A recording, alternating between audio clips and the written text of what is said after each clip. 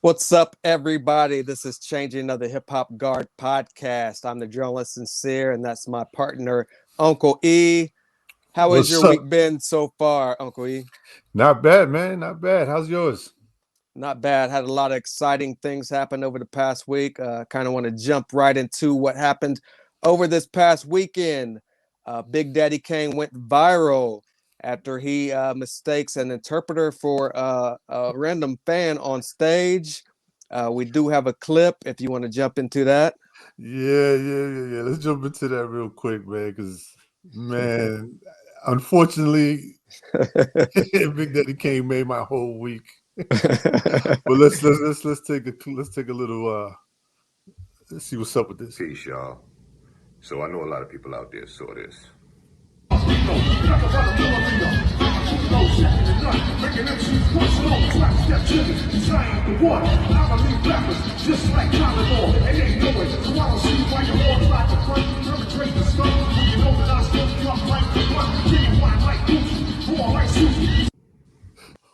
Wait, before we let Kane speak, what was Kane thinking at that moment, man? When he turns to the side and sees somebody up there doing all this stuff with his hands. There's no telling. I mean, throughout the years, he's probably had a few encounters, and he was just trying to be cautious, but it kind of came back to bit him.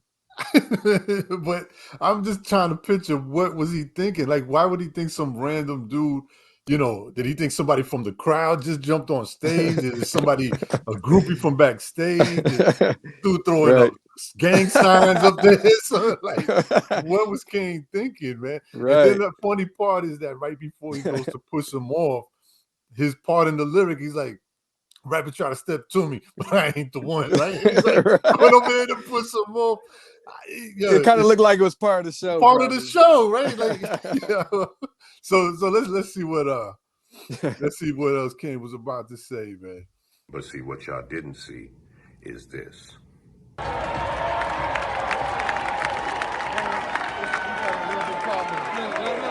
They ain't tell me what was going on. All right, my bad.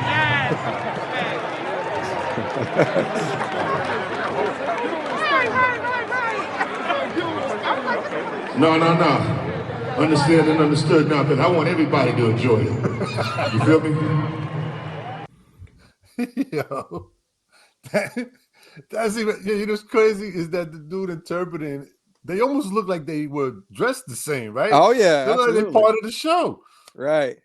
That's hilarious, man. Then I wonder if he did the whole show, or did they have separate interpreters memorizing lyrics and dressing like the artist so it could seem seamless, but nobody told. I'm gonna have to use Fat Joe's quote, man, for this, because that interpreter's price is not the same price anymore. Not anymore. That guy is top tier interpreter from now on, bro. He's got a writer. He's got stipulations. He's got a contract. He's got lawyers. His price went up. I want velvet gloves to protect my hands. Exactly. Shout out to him, man. We just all jokes. But let's hold on. Let's see what else Kane had to say here. Y'all done a lot of crazy stuff in my life, but I would never try to disrespect an interpreter that's doing sign language for the deaf community on stage. No one told me what was going on. No one told my manager that there was going to be an interpreter. We were clueless. So when I came on stage and saw someone just mouthing the lyrics, I was trying to get them off the stage. But no one showed the clip of me apologizing to the brother and allowing him to stay on stage and finish the show. No one showed the clip of me apologizing to the crowd, because as I said on the clip, I want everyone to enjoy the show, and that means even those that can't hear it. And shout out to Wawa World for creating a stage, a platform where I could at least talk with the community a little and explain the situation. Much love, my brother. You did say something a little slick about, the interpreter might have been getting more shine than me, but I'm gonna let you live, because this is a more serious matter over here. You know what I'm saying? But anyway, though, much respect to the deaf community. I would never disrespect y'all, and much love to that interpreter. Again, I apologize, my brother. Peace be unto you all. So there you have it. Shout Big out to Daddy Kane. Kane. No Yeah, doubt. I'm that's sure. I'm sure his phone's been getting blew up by his peers, asking, come on, Kane, what was up with that? yeah. What the hell, man? You couldn't tell what he was doing or something. Like, I mean, listen, whatever. We're just having some fun. It's all jokes, but man, this made my day, bro. Because I honestly I missed it. I didn't see it when it came out until you told me about it. Oh yeah, So talking about a highlight of the week, man, that is hilarious. no doubt. Hilarious. But yeah, what else we got next, man? Yeah, Kumo D's report card seemed to resurface recently, causing a reaction from social media. Initially, it was released in Ego Trip's Book of Rap List back in 1999.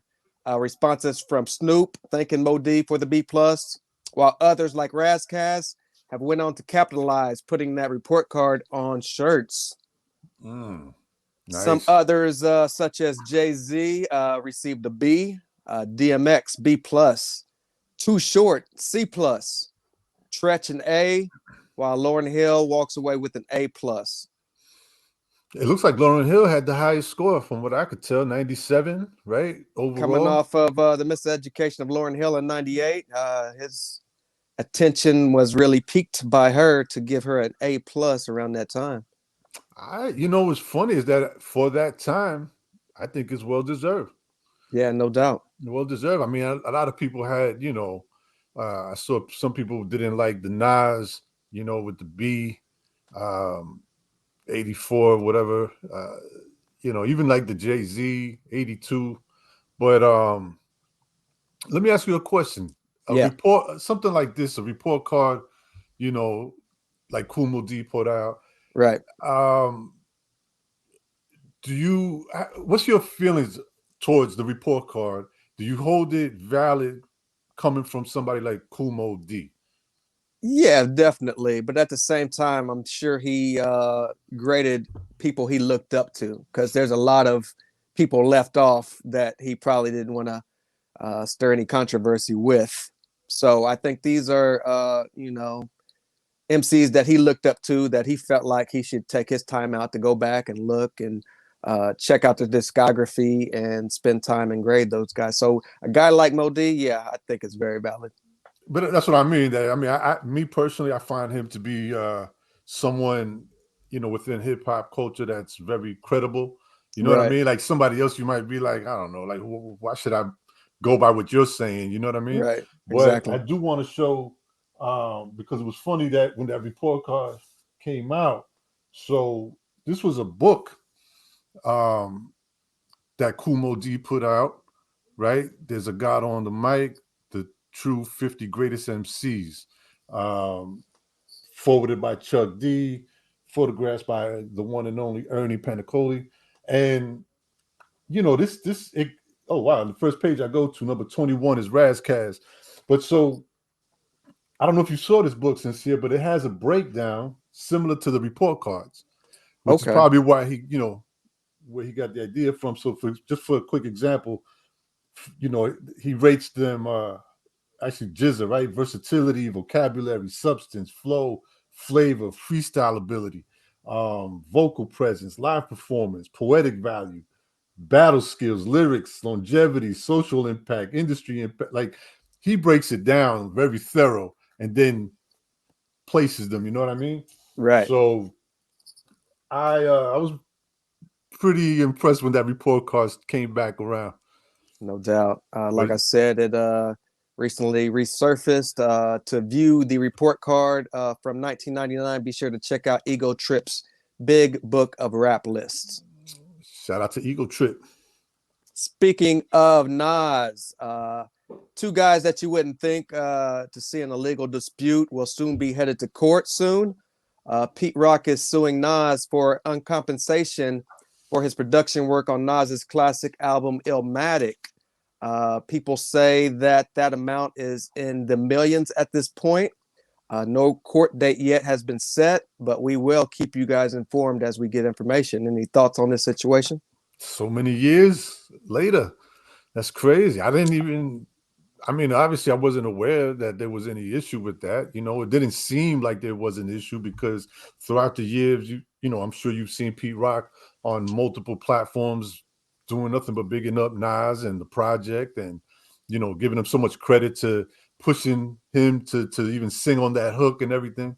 Right. So it's kind of a surprise, but not well, a surprise for them too, but not a surprise in the industry, right?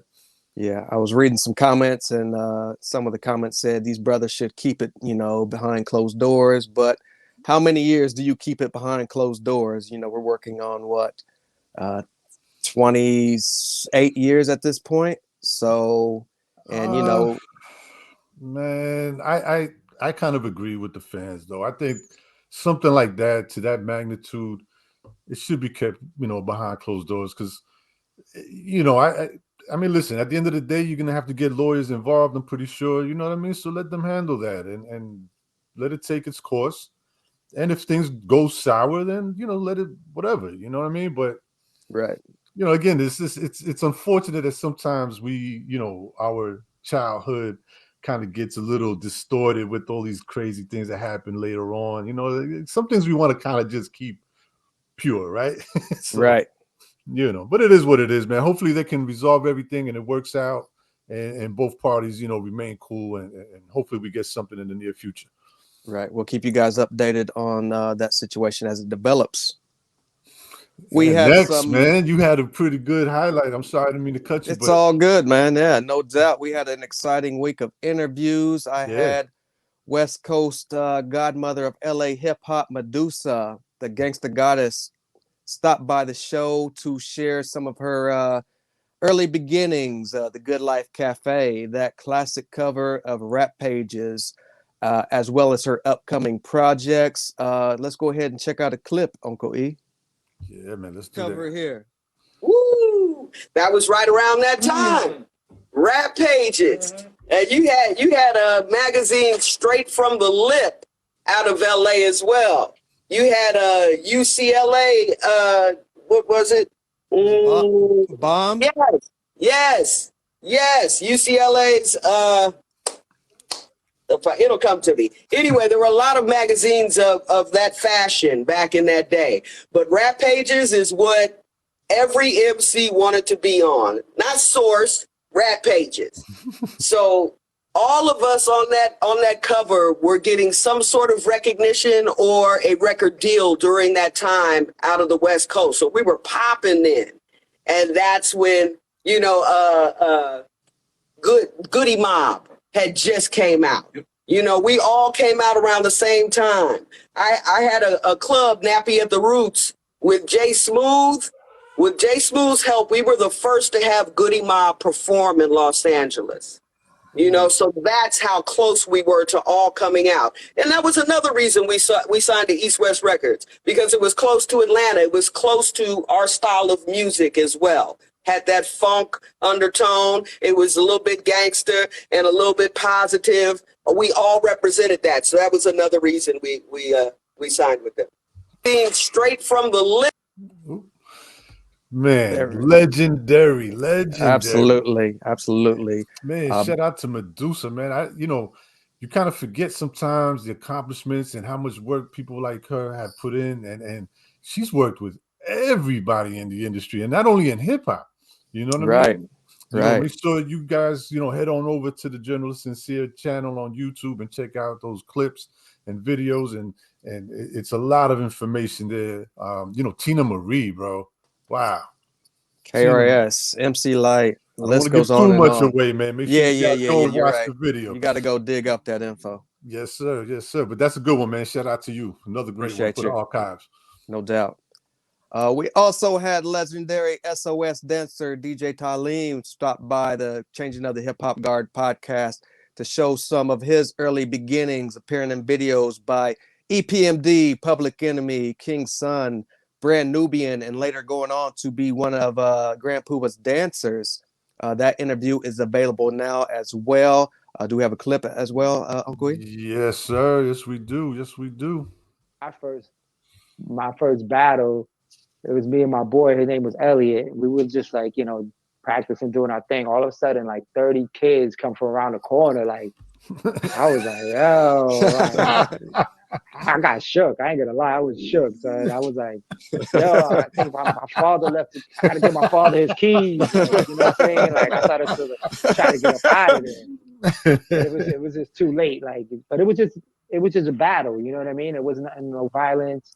It was just a straight up like, all right, let's, you know, boom. And you know, I got busy, did some things, and that was it. You know, just like got it out my system. You know what I mean? Definitely one of my favorite DJs. Always a stand-up guy. Like I said, that whole interview is available on YouTube at Changing That to Hip Hop Guard podcast. So be sure to seek that out. Yeah. That was a pleasure, man. It's a great guy, humble. And make sure you follow him on Instagram at DJ Talim. So that way you can keep up to date with everything that he's doing, you know, gigs around New York, Brooklyn, Queens. You know, he's all over the place. Shout out to DJ Talim. Shout out. Unfortunately, we lost another legend this week as well. Rest in peace to MC Ren's protege and former Capitol Records artist, CPO Boss Hogg. He also appeared on NWA's final album, as well as appeared in the Above the Rim soundtrack, as well as Murder Was the Case. His biggest feature came from Tupac's 1996 classic album, All Eyes on Me, on the track Picture Me Rolling. He was 52 years old. We will definitely miss CPO Boss Hogg. I'm just going to say one thing. I'm going to put this out into the universe. By the time we do our next weekly review, we're not going to have anybody pass away. Right. Exactly. I'm saying it. I'm putting it out there. That's what we needed. The next one. It's been one every single week since we've been, you know, starting this new year, unfortunately, man. But rest in peace to CPO Boss Hogg. Condolences to the family and friends.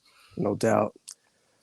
Also, tomorrow we'll be celebrating the 30th anniversary of Juice. Classic.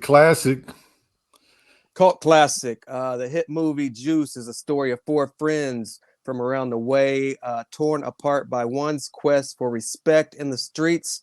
The movie takes an unexpected turn after the murder of grocery store clerk, and all seems to go downhill from that point on.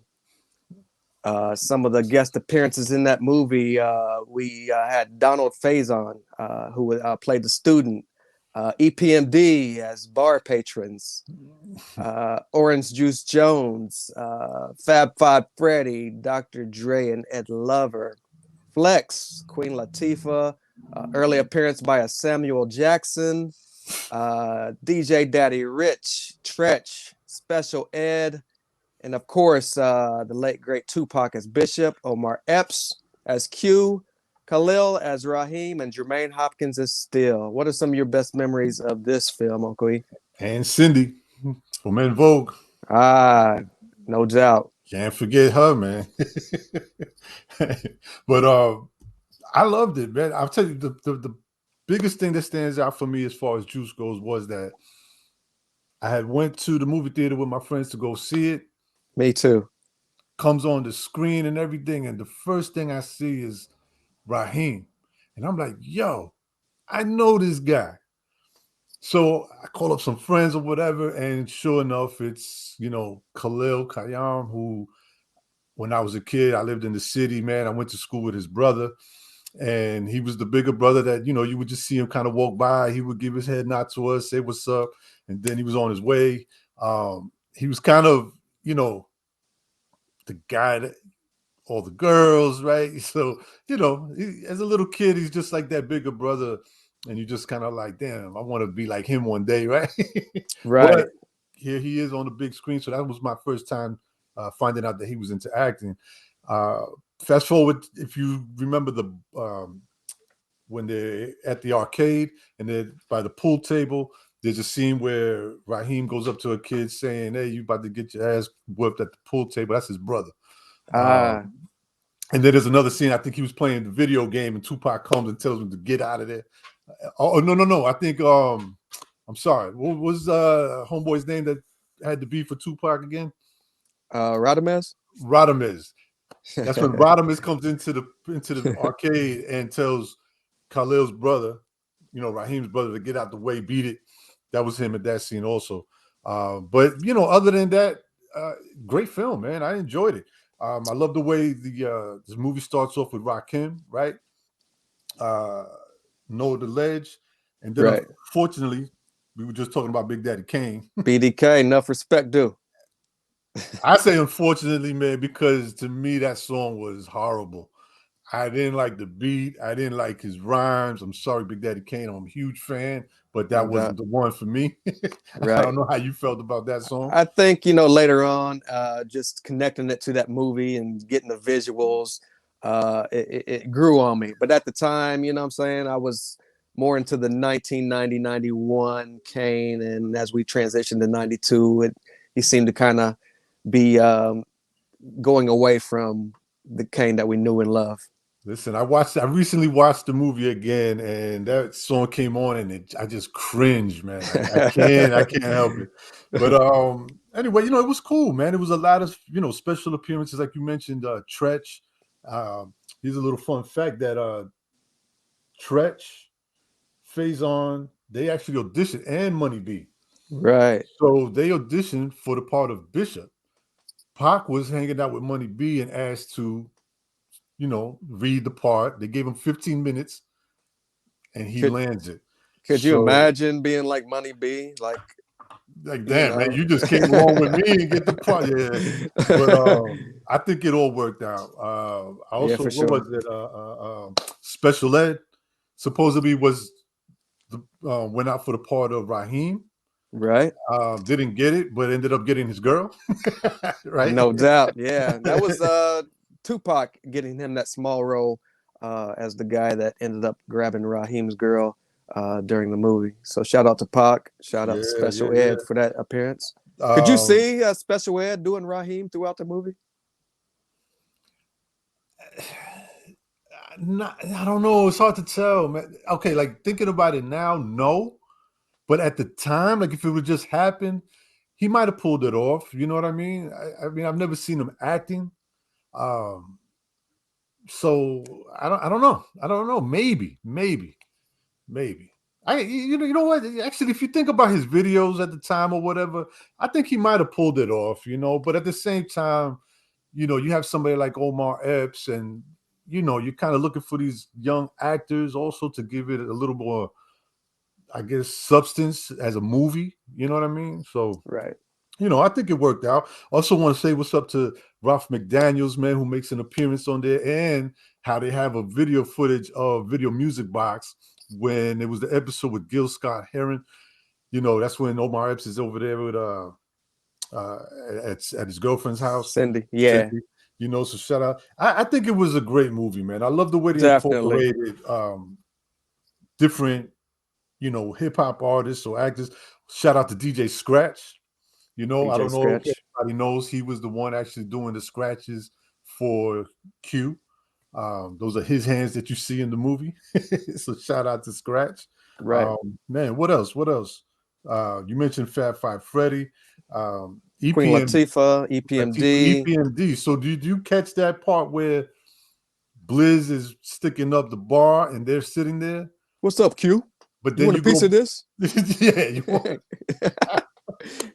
Yeah, and then the acting was great on there, right? But did you catch out when Q comes back outside? Raheem's holding the EPMD album in his hand. Right. It's kind of cool. So it was pretty cool how they did a lot of little placement things. You know what I mean? Right. But shout out. So how many years is it? 30. Damn. 30. Doesn't even seem like it, and that was like a major blast off and platform for Tupac's career moving toward the future. Yeah, so damn, what does that say about us? I just said I went to the movie theaters to see that. I went as well, bro. What did you think about the soundtrack? Yeah, let's jump into the soundtrack. I mean, that Naughty by Nature's Uptown Anthem was a banger. Of course, Know the Ledge, the movie titled Juice from Eric B. and Rakim. I think it was an overall great soundtrack. Teddy Riley, MC Pooh, can't forget Son of Berserk, What Could Be Better. just all around. One thing I was disappointed in was that on the scene when Q gets into the elevator and Tupac runs after him and he's like, "What are you gonna do? Shoot me in here?" And then we hear Cypress Hill's "How Can I Could Just Kill a Man." That was not included on the soundtrack. It But wasn't, which I don't know. yeah, Yeah, they have a different one on there. right. Shoot 'em up. So yeah. So I wonder if there was some type of, It might have been. stipulation. You can't have two Yeah. songs. I mean, they got two good looks off of, Right. so Because maybe it had something to do with the song being on their album or something like that, and not being able to be on two at the same time. Who knows? right. But I think that was a great, like that scene, Oh and then yeah. that to drop that song right at that point, that was great. That was Yeah. great, man. No. Yeah. Shout out to them. Another one that Aaron Hall, who's Don't on Be that Afraid. soundtrack, Don't Be Afraid, one of my favorites. I'm telling you, they put out a lot of great songs on there because Uptown Anthem to this day, one of my favorite Naughty by Nature songs. Oh yeah. Even the Shoot 'Em Up by Cypress Hill, I love that one. Mm-hmm. A lot of them, man. They had Brand New Heavies was on there. Brand New Heavies. People get ready. Yeah. Nah, it was great. Great Back movie, when great soundtrack. back when soundtracks were Was the top notch thing. from top to bottom. Yeah. Yeah, man. I got like two of them back there, Soul in the Hole. Oh yeah. Yeah, man. So now shout out to everybody that was involved with Juice. Happy Congratulations 30th. on 30 years. And yeah, man. Not Yeah. bad. Be on the lookout. I'll be dropping some clips throughout the week. DJ Daddy Rich's thoughts on the movie, as well as special ed. So be on the lookout for those. What did Daddy Rich say about it? Oh man, he wasn't too happy. Let's just leave it at that and be on the lookout for the clip. Yeah. Oh man, you're gonna keep us hanging. Keep you hanging. That's all good. All right. So we'll be checking that out, man. I think that's pretty much it for what we have, right? The weekly review. Thanks for everybody who tunes in, man. Make sure you check us out at Changing of the Hip Hop Guards on Instagram as well as on YouTube. Make sure to like, share, and subscribe. We'll be doing this every week, bringing you nothing but hopefully good news. No doubt. And, we'll see what's happening. No doubt. Be sure to follow us on Instagram as well as YouTube. Changing of the Hip Hop Guard podcast. I'm the journalist Sincere. I'm Uncle E. We're out for week 2. Peace. Peace.